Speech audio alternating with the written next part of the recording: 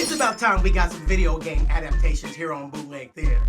But to do so, I had to travel to the depths of hell, finding this shiny little turd from the trash master himself, Uwe Boll. Bro straight financed his films through a tax loophole in the German government that allowed investors to write off the loss. And speaking of government, you know how government websites always function and look terrible? Alone in the Dark is a cinematic equivalent of that. Where do you start? The entire movie is non-stop exposition. From its dollar store Star Wars crawl to its voiceover narration that lazily informs the audience. There's a world around you that you've trained yourself not to see. Call it paranormal, supernatural, occult, whatever. But inside all of us is an uncontrollable fear of the dark. Just because you can't see something doesn't mean it can't kill you. Travel light? Carrying enough baggage for the both of us, trust me. That's funny, man. What do you do? I'm a paranormal investigator. You f***ing serious? I hunt and track down the strange and unusual.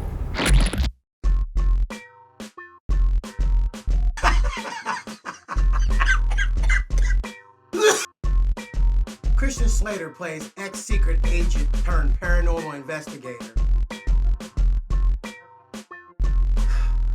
In pursuit of some Native American MacGuffin that can somehow contain evil. For some reason, he's being followed by an evil cab driver until we get this amazingly shot action sequence.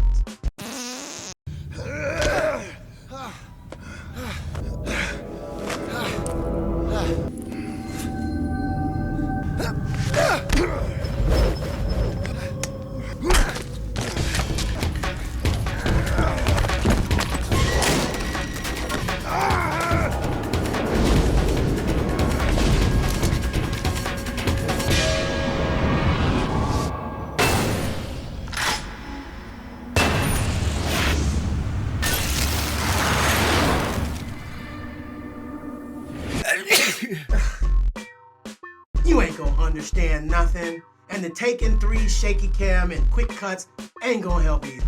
Even with all the exposition and the lazy narration telling you exactly what's going on, you still won't know what's going on. Never mind!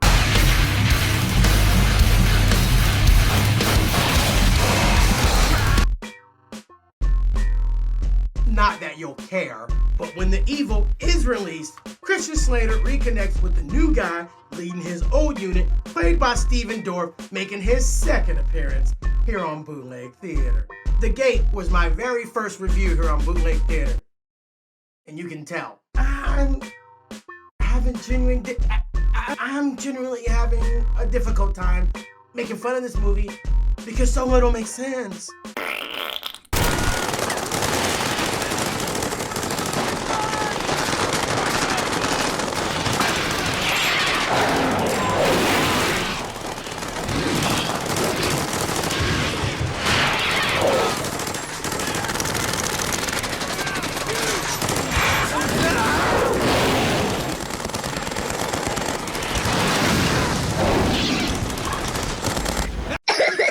Nah, ain't no transition, it's all that. This whole film feels improvised, filmed with the most generic, vanilla lighting in abandoned sets stolen from scare tactics. Dude, the creature looks PlayStation.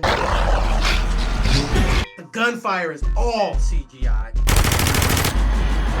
Even the extras look fake. You have a good memory, Carnby.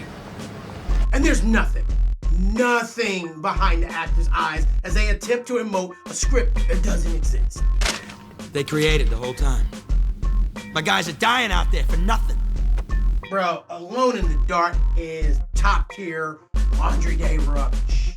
Good for group watches and background as you multitask.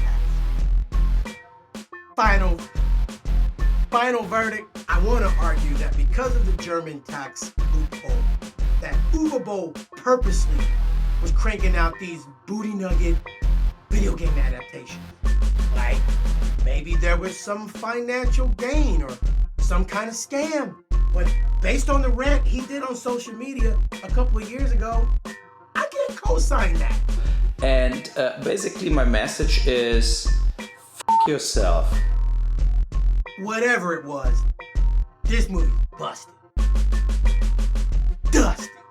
Oh God. Virtually nothing happens for about 45, 50 minutes.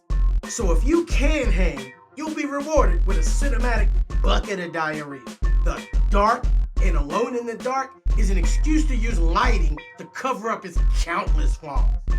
For lovers of cinema only, Alone in the Dark is a public school lunch grade gumbo made of yesterday's ingredients.